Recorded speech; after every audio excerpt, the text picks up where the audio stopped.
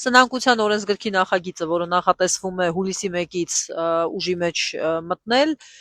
նախատեսում է նոր եւ էական իրավակարգավորումներ սնանկության վարույթի մասով։ Նախ ասեմ, որ պաշտոնական վիճակագրության համաձայն 2024 թվականին մուտքագրվել է շուրջ 5500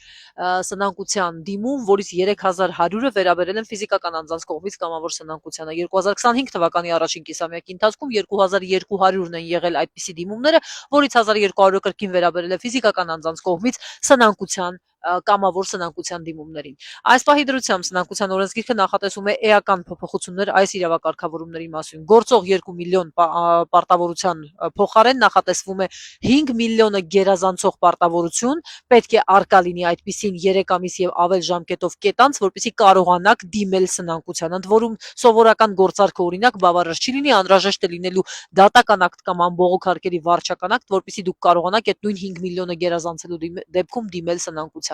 Առհասարակ օրենքի նախագիծը շեշտը առավելապես դնում է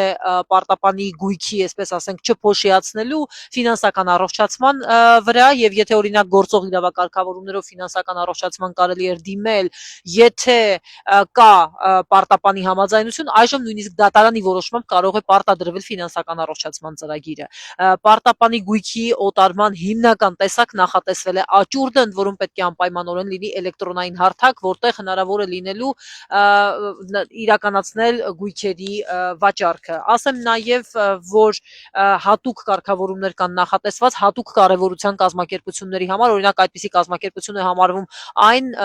կազմակերպությունը, որը օրինակ այդ համայնքում աշխատող բնակչության 25%-ը այդտեղ է աշխատում, կամ օրինակ 2000 աշխատող ունեցողները, կամ գյուղատնտեսական կազմակերպությունները, նրանց սնանկության հետ կապված պետության կողմից որոշակի երաշխիքներ կան ֆինանսական առողջացման գնալու եւ այլնի հետ կապված։ Իրականում փոփոխությունները բազմաթիվ են եւ շատ տարբեր ուղղությունների են վերաբերում,